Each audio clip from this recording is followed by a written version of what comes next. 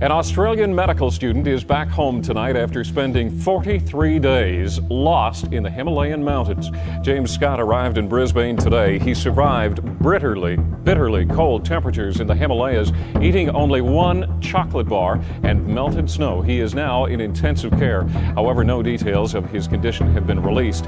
Elaborate precautions were taken to shield Scott from reporters, fueling speculation that $200,000 has been paid for the exclusive story of his survival. December 1991. The Himalayas, a place of breathtaking beauty, but also one of the most merciless landscapes on Earth. Here, the line between life and death is as thin as the mountain air. And when a 22-year-old Australian medical student named James Scott set off on what should have been a routine week-long trek, neither he nor anyone else could have imagined the nightmare that awaited him. What began as an adventure would soon spiral into a fight for survival against impossible odds. Blizzards that erased trails, nights so cold they stole the feeling from his limbs. Weeks stranded with no food, no shelter, and no way out.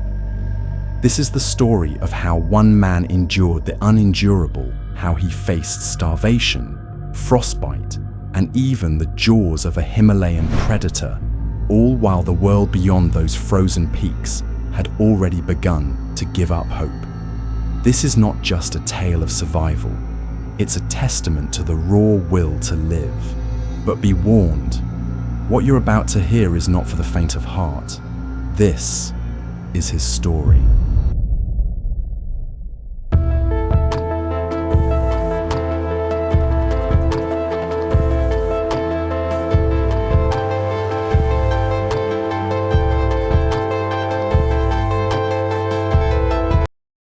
September 1990.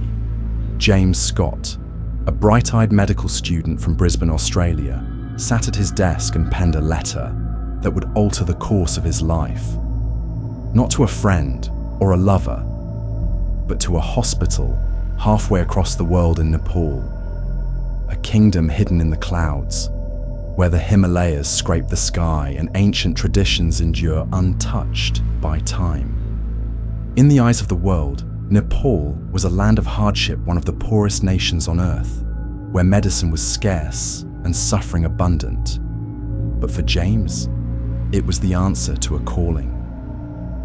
While his classmates chose electives in modern hospitals, James wanted more than textbooks could teach. He wanted to confront raw, unfiltered need to test his skills where a single bandage or suture could mean the difference between life and death. So he sent his application into the unknown and waited, but no reply came. Days turned to weeks, weeks to months. Most would have given up. James? He booked a one-way ticket. James Scott was no ordinary student. By day, a dedicated medical scholar. By night, a warrior in the dojo. His black belt wasn't just fabric, it was forged in years of discipline, each thread woven with the resilience that would later save his life. When the hospital in Kathmandu remained silent, his competitors might have seen surrender. James. He saw an obstacle to dismantle. While others waited for permission, James created his own destiny. 1 year after that unanswered letter, he touched down in Nepal with his best mate, Tim Hooper, just as fate finally whispered, yes. The hospital's acceptance arrived like a late monsoon, drenching him in vindication. Their first Himalayan adventure was a dream. The Jomsom Trail, a well-trodden path through emerald valleys and villages where prayer wheels spun like childhood tops. They joked about overpacking when they passed trekkers in sneakers, their own gear-laden porters trailing behind. James smiling and said, "We'll be fine. How hard can it be?" But the Himalayas are a patient teacher, and their next lesson, the Halambu Trail in December's teeth, would prove how quickly paradise becomes a predator. December in the high Himalayas does not forgive, it does not compromise. With each step above 3,000 meters, the air grew thinner, the cold more vicious. And when a group of German trekkers emerged from the whiteout with warnings about the Hellembu Trail, the choice seemed clear, but fate had already begun weaving its trap. The Gossankund Trail, an offshoot not marked on James's outdated map, a path of pilgrimage to frozen alpine lakes, where Shiva himself was said to have plunged his trident into the earth.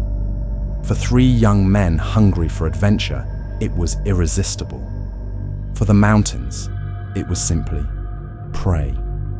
In that moment, the mountain exacted its first price. As Tim prepared to turn back, James fumbled with the map's fatigue and altitude, blurring his judgment.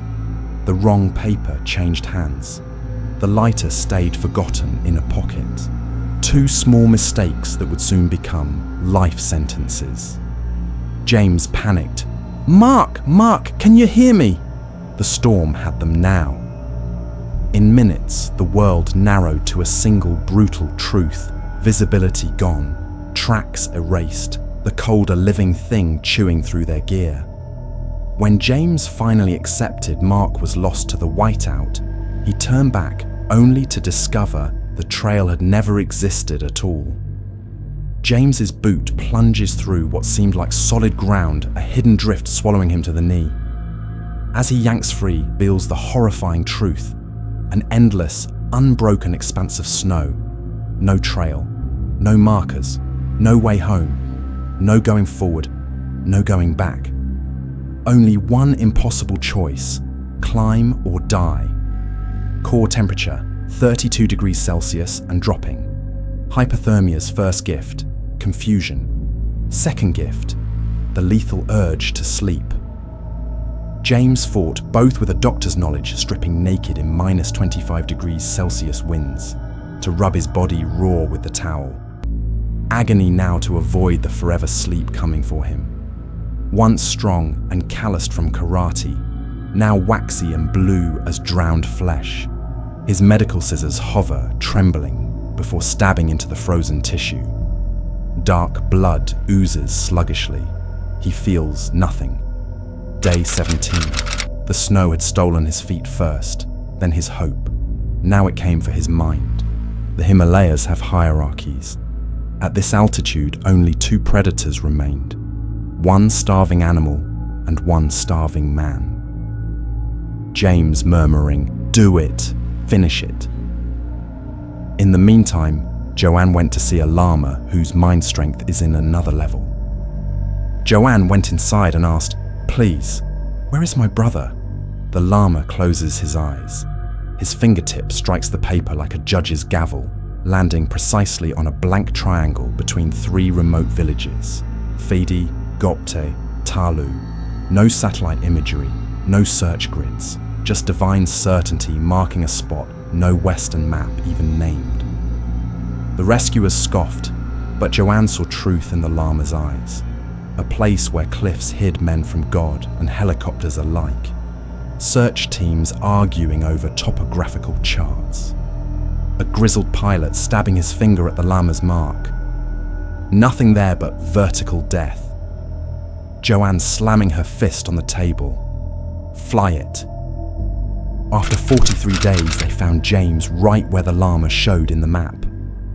Rescuer over radio screamed, "Jesus Christ, he is alive! It's him! It's really him!"